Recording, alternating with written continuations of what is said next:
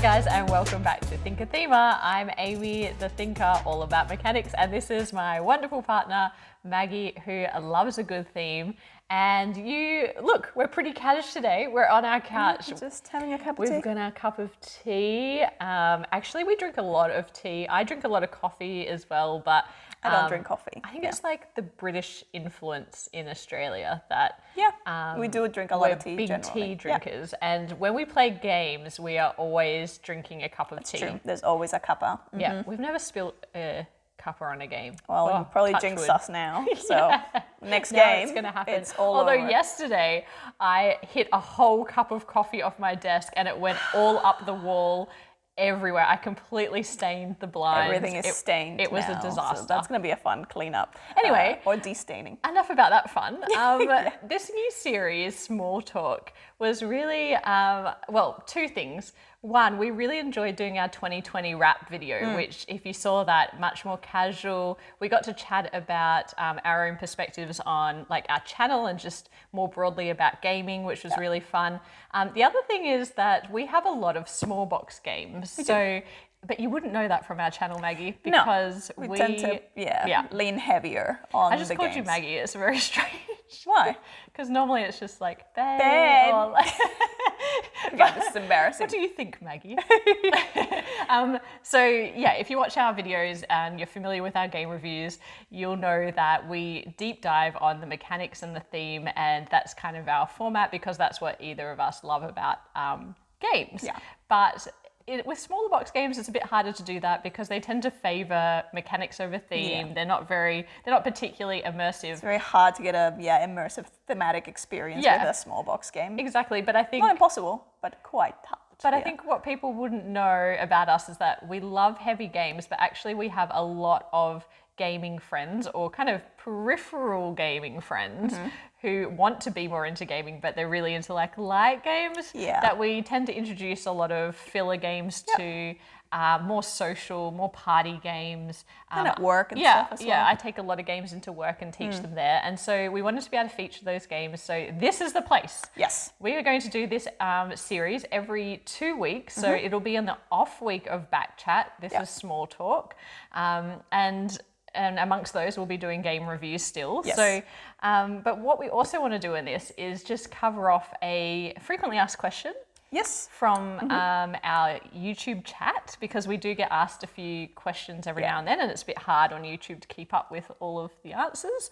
So, well, you do a great job of that, but that's everybody else can't see what I'm saying to other people. True. And I guess one thing that came up this week was a few people. Our channel's been growing really quickly, which is just amazing, still mind-blowing. and mind-boggling how this is a thing, how they could have happened, and why people still watch. Absolutely, beats me, but we're grateful for it. We are, and I think that when people talk about or when people share our channel, they're like, one of them talks about theme and one of them talks about mechanics, and a lot of people will say to that, well, isn't that what every every channel review does? talks about. Every reviewer talks about games like things. that. Yeah.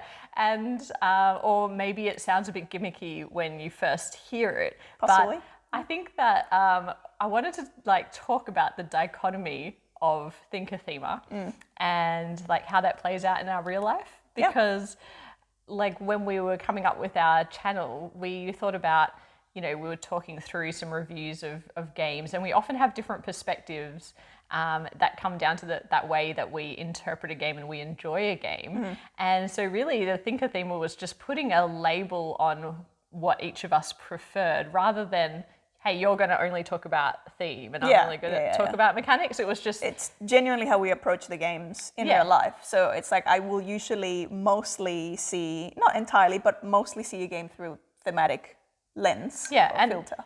I think a rule book is a really good example, because if a rule book, it describes everything thematically, so describes the actions in terms of what you're trying to achieve in the game, I struggle so much. I'm just looking through, trying to work out what they're actually talking about in terms of the functionality of a mechanic. What do you do? How does it work? How does it piece together? Well, what do you I'd rather you just call it the wooden cube, and that to be fair, that can't be that can be an obstacle when so many things have their own names, which is good from a thematic point of view. Sometimes it's a bit unnecessary. It's like overkill in terms of giving things names that could just be a symbol, not a whole but it can make it more difficult if you're following the rule book and instructions, and then it's like, oh, well, then you take the whatever thing is, and it's like, what is that? You could just say the brown cube. And yeah, exactly. But likewise, I have noticed that if a game is too heavily like mechanics based, then if a game does not have the why, like why are you doing this and what are you trying to achieve, Maggie can't understand it. No, I really struggle. It's like getting me to learn something by rote. Go, well, I just have to then learn it for the sake of learning it. Like, it just doesn't make any sense. Like, it's not logical, it's not intuitive, it's not. And that's how I know that something, that when the mechanics of a game have been thematically interwoven. And I think that is, for me, so a question that we kind of related to this, a question that we get asked all the time is, what do we do for a living? Yep. So we don't do content full time. No, I wish. I wish, yeah. What we do is work like other people in a full-time jobs. And my job, I came from a background in data. So I was more of a backroom data analyst in the market research industry.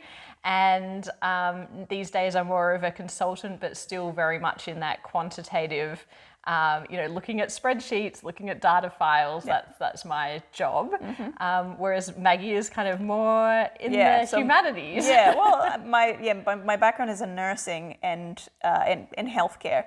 But I mostly do teaching. So I'm a nurse educator, and I'll both teach patients about health conditions or things like that. I love disease prevention and health promotion. Those are my areas, because I hate hospitals. Hate when someone is very, very unwell. So that's why I love working more in the community. So kind of with GPs and sort of family doctors and that kind of stuff. But then I also teach other nurses. So I teach other nurses, and I work with doctors in clinics, sort of teaching them how things, processes and procedures and stuff run around the place. Yeah, and so I guess my connection to data, and I was always the kid that was dabbling in programming and that kind of thing, because I'm just memorizing what to press and what. There's not as much the story thing. I'm just seeking there's optimization. Also formulas and stuff that you just have to learn. It's exactly. It is what it is. There's no trying to put any, exactly. I just if I write this, it does this, and I think that's in gaming that kind of translates. I also, this dichotomy thing. Maggie is as spontaneous as I am planned.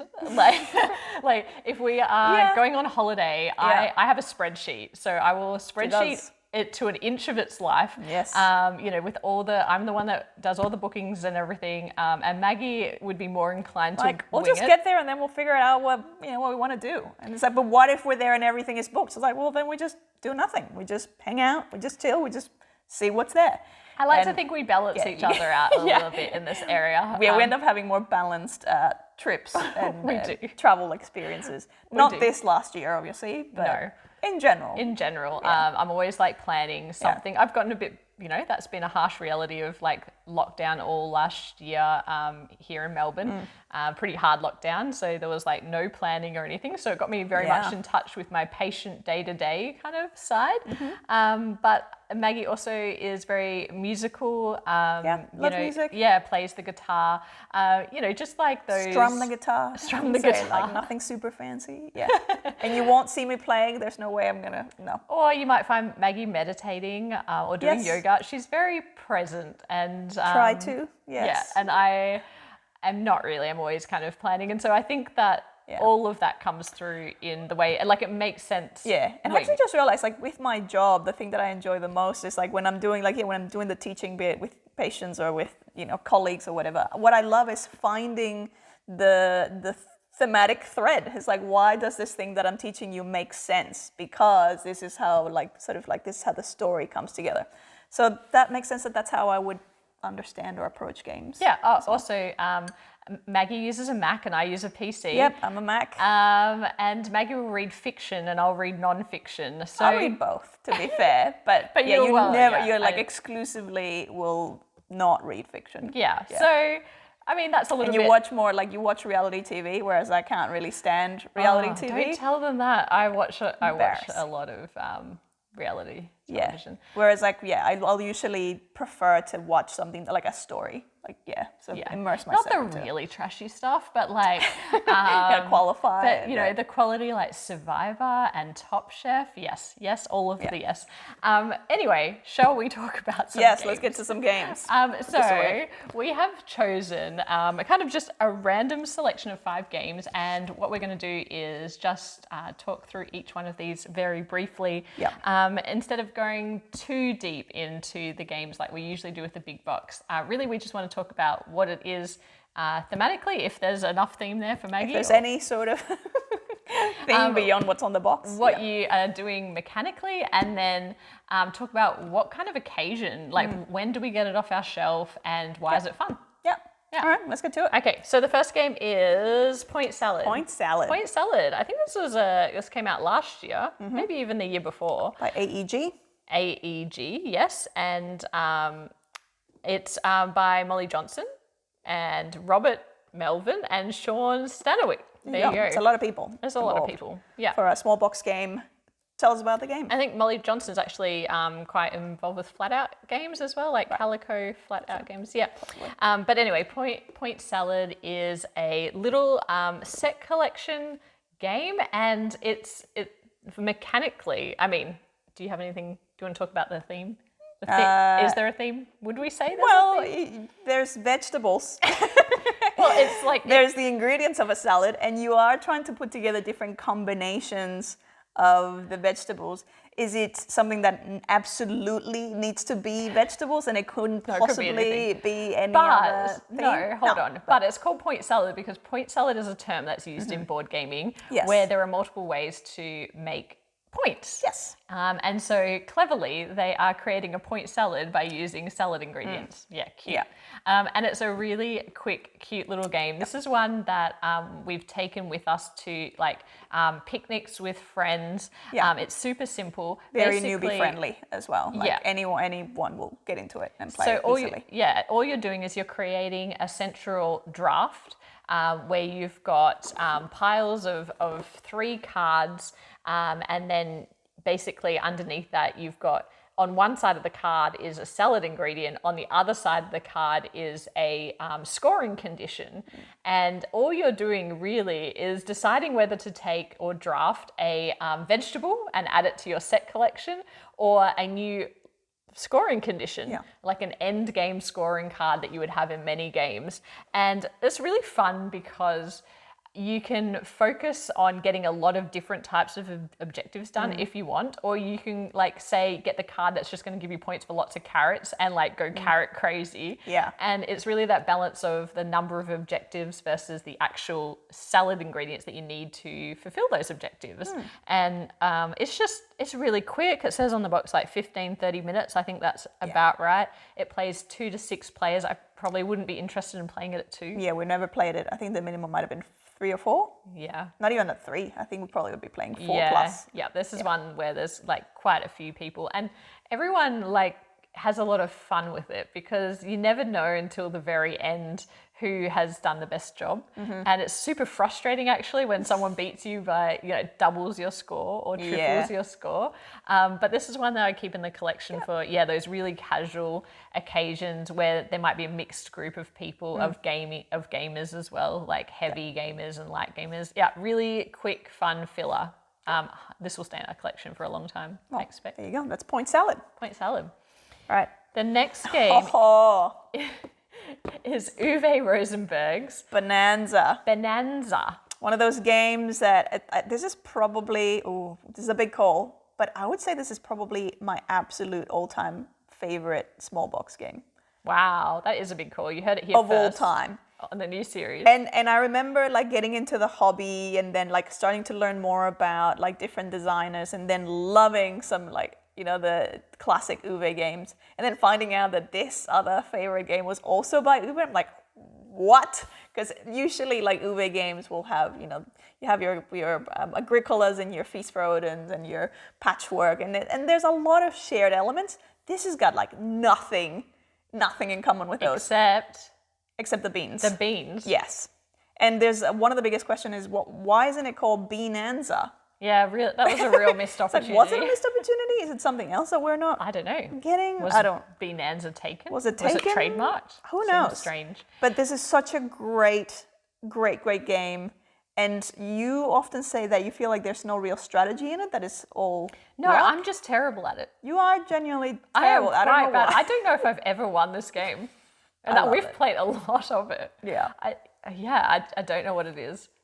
I'll contemplate that while you talk about it. So what's the theme in Bohnanza? And it's just one of those hilarious themes to try and explain, because people say, what? You're a bean farmer and you're trying to collect, you start with 2 fields of beans where you're planting your beans, and they've got some hilarious beans in there. Obviously there's like your, cocoa beans and coffee beans, but then there's stink beans. And the graphic design is just like, it's not the most beautiful thing. It's just kind of like cute, ugly.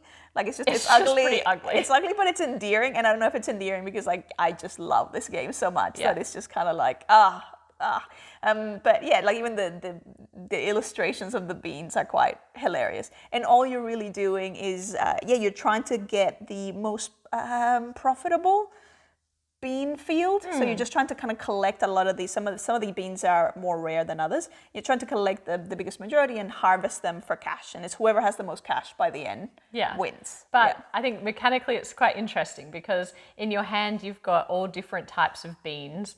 But you can't change the order of them in your hand. You're stuck with that. So it's a set order. You can't shuffle them around, and you have to always play the one that's rightmost in your hand, or the one on top, down into your fields. And at the beginning of the game, you only have 2 fields available to you for the different bean collecting. So you can only have one type of bean in each of those fields. Yes. And so you're collecting 2 different sets, but why that becomes difficult is because you need to put that card from your hand down, and when you've already got 2 sets, it means you might need to harvest something. Yeah, you're forced to harvest. Yeah, you might need to basically trash one of your sets in order to have to plant something new. But there's an interesting market mechanic where you get It's so good. Yeah, it's so good. You get to draw, I think it's 2 cards. Yes. And then those 2 cards are going to be yours if no one else wants them. And so what's hilarious about this game is the social dynamic and the interaction between players when you're trying to offload these 2 beans that you probably don't want. And so you've got a stink bean and you're trying to convince everybody else that they want this stink bean. You're like, come on guys, I know the market's going to be great. Like next round, so many we haven't seen many stink beans, so there must be still some in the deck. So why don't you start early now? Like get in the all the sales skills that you may have buried in there, you need them in the this game stink to bean try business. and so it can be quite funny too. It is very funny. And the way that people try and like sell off the deals that people make. So if I take this card for you and do you a favor so it's not going to mess up your set collection, then next time you get one of these beans, like remember me. Like I did you this solid. Alliances that are made and debts to be paid or repaid and I had an embargo placed on me one time. Look, I'm not going to say you were asking for it or you had it coming, but you were doing some questionable things to the rest of the table. Look, I think this is why I never win at this game, is because no matter what, everyone always assumes, like in a deduction game, they always assume I'm evil. You're also weirdly, statistically speaking, often you are given the hidden trader card or whatever it is. So. Yeah, but in Bohnanza, everybody thinks that, I don't know why, like everyone thinks I'm going to win, and so everyone withholds from me what I need. Whatever the opposite of king making or queen making happens a lot. That always with you. happens to me. I think it's because you win so many other games, not this one. Not this one. It just and I think I also I'm trying to optimize too much in this game where there is quite a lot of luck depending on what comes out in the market for you, depending on what's in your hand. But it's highly social. It says 45 minutes on the box. I wouldn't have thought it was that long, but it probably is because it's quite a few rounds. But it feels like time moves fairly quickly when you're playing it. Yeah. I introduced this to my work colleagues, took it into work, and it was just such a big hit. Introduced it to some of our more casual groups. It's just, there's something about, I think it has to be the right group of people though as well, who are going to get into that kind of, this is that additional layer of trying to sell or get rid of their beans or try and make deals with people. This is not a quiet game. You're going to No. be talking to each other and interacting with each other the whole time. Yeah. But anyway, that is Great game. Bohnanza. Yes, Fabulous by game. Rio Grande Games, designed by Uwe Will always Rosenberg. be in our collection. Yes. Actually, there is a 2-player variant which we've never played. No. We've This got is another game that's really We've got good a at- couple of the expansions and they don't get very good reviews and I've read the rule books and I don't know, they just seem a bit strange. Right. The game is so pure and wonderful. It's that fine. I It's just want to this leave it as doesn't it need is. anything else. Yeah, exactly. Yeah. But yeah, that's actually a good point. Like, we only ever really play it 4+.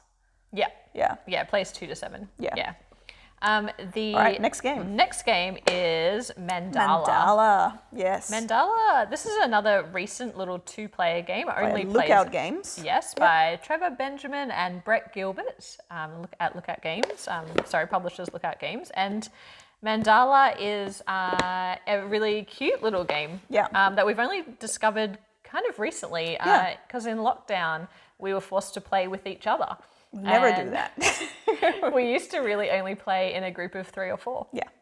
So in Mandala, I love the topic or what it's meant to be. It's not like a thematically immersive experience. No, it's not. But Mandala, Mandala's referring to, and I'm probably going to get some of these details wrong. So you're referring to this activity, I guess, where I believe comes from Buddhist monks, where they would create these very elaborate designs, often in the sand, and they might be using like little pebbles or different colored sands or different things to create this elaborate design that might take days, weeks, months, years, and then at the end, once it's completed, the whole point of it is just to get rid of it. So it's meant to be like a meditation on the impermanence of things, or how everything is just temporary and then it'll go back to wherever it came from. But the whole point of it is the purpose of it is the process or that journey. So that's right. Like, is it up my alley, down my alley? I never get up my alley. I love that. In Mandala, you've got the mountain, and you're collectively trying to put together this mandala, which is really just trying to get one of each color. So once the mandala is complete, meaning all of those colors are there, then it gets destroyed, and that's when then points are divvied up. For me, weirdly, the fact that you're making this competitive defeats the point a little bit, because it's like, to me, like, the whole... It's meant to be quite zen. It's quite zen, and it's quite like, the whole thing's like a meditation on, for me at least, like sort of like the oneness of it all, and it's like, but let's make this a versus. So...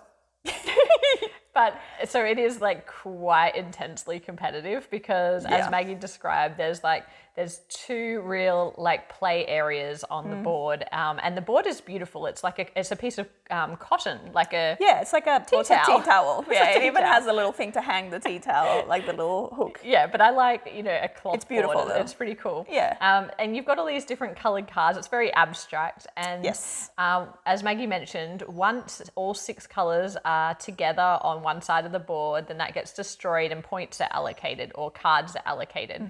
But what's interesting about it is you can either place those cards on your side of the mountains. Yeah, so it's you've like got your your field, field, which is on one side of the mountain. The mountain and the opponent's field. Yeah. And when you do that, it just helps you with like an area control game. So if you've got the majority there, then you get to pick first from the central mountain part. You can play a card there, and that's going to be one of the cards that gets scored for either of you, whoever gets to take those cards. So you're both trying to work out what you need to score, because as you take different colors, they feel like a scoreboard. The colors that you take first into your kind of scorecard actually give you lower points, and the ones that you allocate later give you more points, but you're kind of gambling on the fact that you would have collected more of that like higher scoring color. So there's like a lot to think about. Yeah, there's such a simple game. It's very nice because there's a lot of layers of planning and strategizing and kind of going, okay, if I play this, do I get to keep it? Do I not get to keep it? Does it go towards my majority, that area control? So yeah. And you were really good at it. Like I'm generally more, like abstract games are more my thing. But this I was just really struggling to reconcile the like different sides of the mountain and like the scoring condition, the scoring for the colors. To be fair, like when I was trying to learn this game, it took me like 5 times reading through the entire rulebook, and I still could not figure out how it came together. I don't even know how in the end but it's actually quite simple. It is quite simple. I don't know why, but yeah, from reading the rulebook, I really struggled to understand how it all came together. Maybe it's because there's no theme. Well, there's sort of, it's like it's very abstract. Yeah. It's very abstract, and it's almost like the theme is just like philosophically there. Yeah, but not. And like I think we'll keep this. It's always nice to have a good 2-player game. It's a really solid design, and it's quite beautiful, and it's just something interesting and different. Yeah. Like it works a different part of my brain, and I like that. Yes. So that's cool. Mandala. That's Mandala. Right, next one. Okay, QE is the next game. QE is by BoardGameTables.com. I actually bought this on Kickstarter, and the designer is Gavin Birnbaum. We use the those bags that, like, I always remember board game table because bags. they've got it on the bags. Like, those bags are so handy. They're so handy, so useful. Take games around, even to store them in the Yeah, but they're also a publisher, and they have delivered this to us recently. It's called Quantitative Easing. That's what the QE stands for. And so sorry, I'm taking. I won't. That's fine. This is actually more your theme, because you're a quantitative researcher. So, but look, I'll overstep.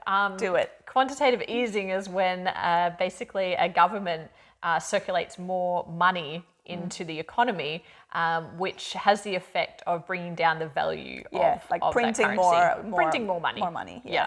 And the way that this game works is actually really simple, because you're all playing a different country, and so you've got a country board, and it's a bit like elements of it are a bit like a roll and write. Yes. But it's because you've got this board where you're marking off points. Yeah. And there's a reveal of what the thing is that's going to be going to auction. Yes. So that's like a flip and write, I guess. But well, not really. It's kind of like a set collection game where you're bidding on these tiles that are being revealed one at a time, and these tiles are going to give you like different industries to help you score more points on your player board.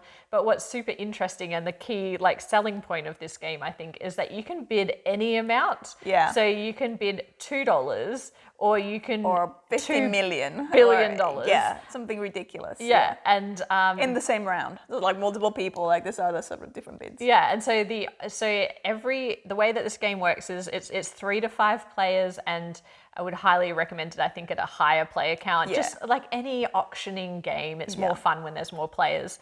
But as it moves around in turn order, one player acts as the auctioneer, and they are setting the initial price. So a tile is revealed, and you're saying, well, I'm going to set the price at $1,000, and if no one bids above that, then I'll get the tile. And then one by one, everybody writes down on a big giant check, which is really cool. Cute, yeah. Because you have your own whiteboard marking, you write on the check, $1 million, and then everybody hands in their bids to the auctioneer, and the auctioneer lets basically the person know if they've won. They collect the tile. But what's super interesting is only the auctioneer is getting knowledge of what's been bid and the winning bid, because at the end of the game, if you're the person that spent the most money overall, you are excluded from winning the game. It's an immediate loss. You are just completely out. Overspent. Yeah, which means that, you can bid whatever you like, but are you going to have outbidded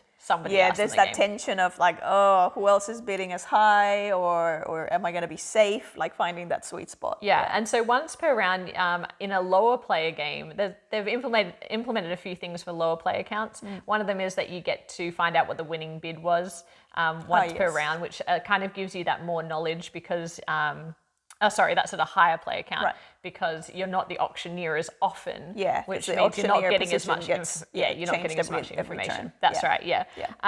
For me, auctioning is not my favorite mechanic. Same. Yeah, it's not really my thing. No, and so I really enjoy the concept of the game. I think it's like a great idea. I think if it's very kind of it's pretty easy to It's understand. very straightforward to learn and to start playing. Yeah.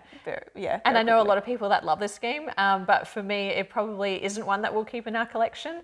For me, it's just there's not there's some strategy, but it doesn't feel like some of it is just more like it's almost more like a fun party strategy than it is like, oh, I need to figure out this puzzle and I need to like get those brain juices going. Yeah, that's right. And I mean, the game, the components are incredible. Yeah, like the components are great. The thickness of all of the Very satisfying boards to play with. and the whiteboard markers and everything that comes in this small little box is amazing quality. And I really like what these guys are doing at Board Game Tables. But yeah, this might be one that we move on because we've got some other auction games, you know, like Modern Art and things and all for sale. And I just think that I'd probably get those out over this one. Okay. Yeah. For me, it's just a bit simple, but still, like it's a solid game, just not for us. I think. Yeah, just not for us. QE. Ooh, and the last Finally, one. yes, Ooh, the last we've one. been talking for way longer than expected, Oh as my usual. goodness. The last one is Tumble Town, which is a recent Kickstarter that arrived by Kevin Russ, Yes. author, publisher, Weird designer. Giraffe Games is the publishing house, which But is the probably one of the designer- best names for a publishing company. Yes. What's that? Weird Giraffe. I like it. It's Yeah, cute. it's so cute. But the designer, Kevin Russ, is the designer of Calico. Yeah, which was And a big hit. Hello, and we that love game. You that game. particularly like. I just love Calico. Calico. And the only person that loves Calico more, I think, is my mum. Your mum who really. was obsessed I think with she it over Christmas. she became a bit too obsessed by the end of it. She just I think it started hurting her enjoyment of it because she just started getting so serious with the puzzles and just really like struggling through them because she just wanted to be so Get better good at and it. better, Yeah. So she may not love it as much anymore. But Yeah, maybe not. Yeah. No, I don't know. She's just like, let's play the cat game again. Yeah, she loves it. But Tumble Town is another one that we played over Christmas, actually. Tumble Town is, I wouldn't say this is necessarily a small box game. It's, it's a small, pretty medium. sizable. And there's lots of stuff in the box because it is it's a dice placement game, Yes. but it's also a drafting game. Yes. And it's also, you also have a bit of a tableau. Yes. And the way that it works is actually, do you want to talk about the theme first? That might make more sense. Well, in Tumble Town, you are building your street of buildings, but you're making them out of dice. So you're aiming for different combinations in terms of, I think there's some thematic elements in terms of what the buildings are meant to be, but essentially it's just like some of them are taller than others, and then there's going to be some objectives around, particular features that your building may have. Yeah. But the cool thing is that you're building these buildings out of dice. Yes. And the dice or the building requirement, so there's a central drafting set of cards, and you are going to be choosing a card on a row, and the row dictates the dice that you get. Yes. And it comes with the cutest dice tower. Oh, yes, Yeah, that's like right. a really amazing dice tower that you construct, and it slots so perfectly back into the box. It's so satisfying. It is very satisfying. But so you get some die, of certain colors, you get to throw them into the dice tower, and then those values are set. And then you bring them over into your storage. Like any kind of resource storage, you have limited storage spots. So you've got to be really careful not to take on too many die of different color. And then you get the opportunity to take the building, and then you can build it if you've got enough die of the right values to do so. Otherwise, you can save it and build it in a later round. But the buildings are really cool because they're either single, there might be a single level or a 2-level building or a 3-level building, and they all have different number of die that you need, but they also have die and dice. I always use those interchangeably. It's terrible. But they also have like these conditions. So one might be all of the dice in the building need to have an even number.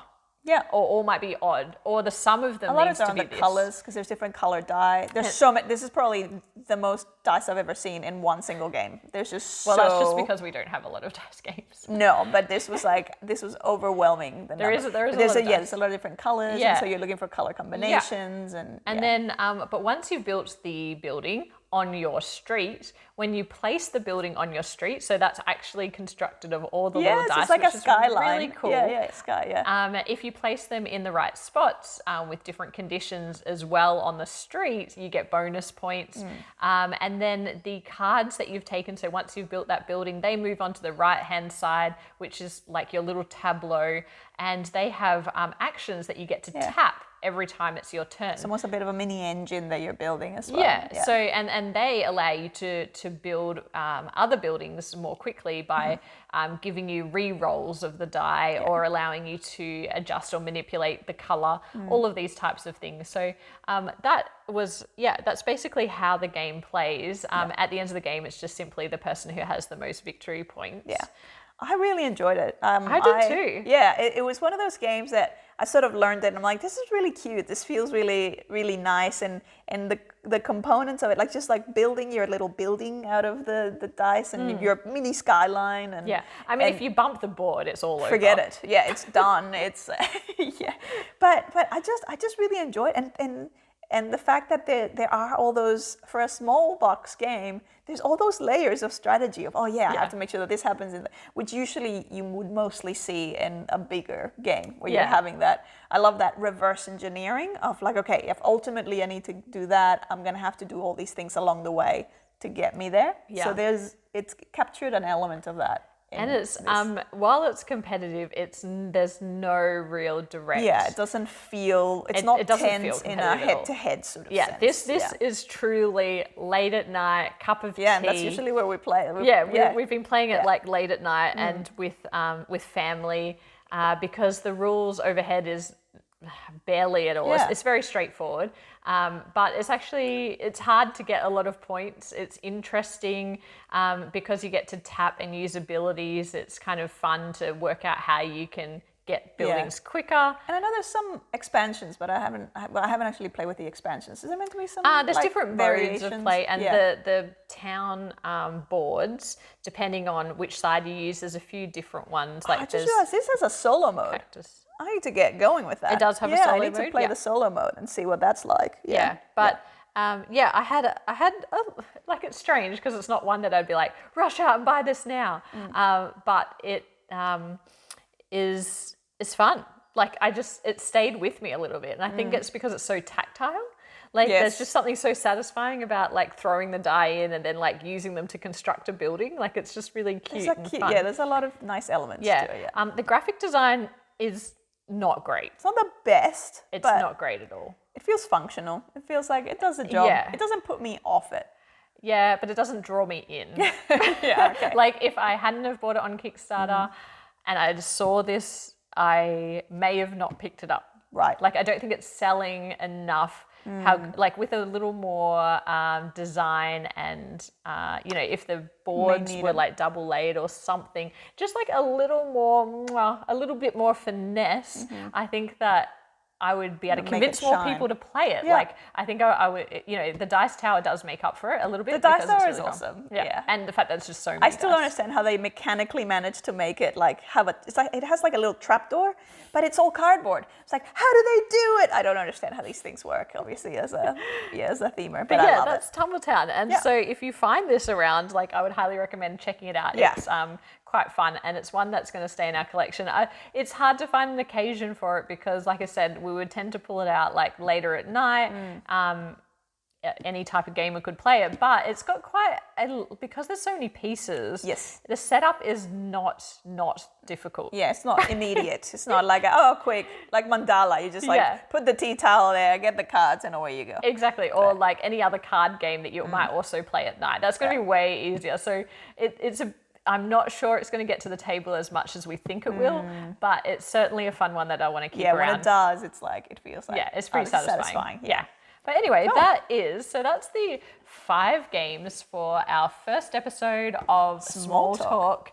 I hope you enjoyed this. We will get those games to the table, and hopefully Maggie will do some magic editing, and you'll be able to see some of the components as well. Yeah. But yeah, this is kind of where we're going to chat casually. Casually chat. Casually chat. As you can see, nothing we do is scripted, so it's a hot mess.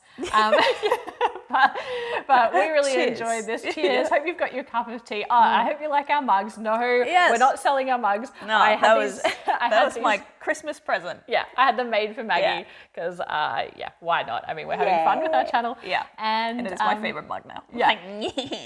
Again, if you're still here watching this, good on you. Well done. And thank you for watching. And please hit like, hit subscribe. Let us know what you think of this new video. We can change anything we like. Yeah. So let us know if you have any feedback, positive, negative. And otherwise, we will be back with 5 more small box games in 2 weeks' time. Or in Australia, we call that a fortnight. In a fortnight. So we'll see you in a fortnight. Word of the day. Bye for now. Bye.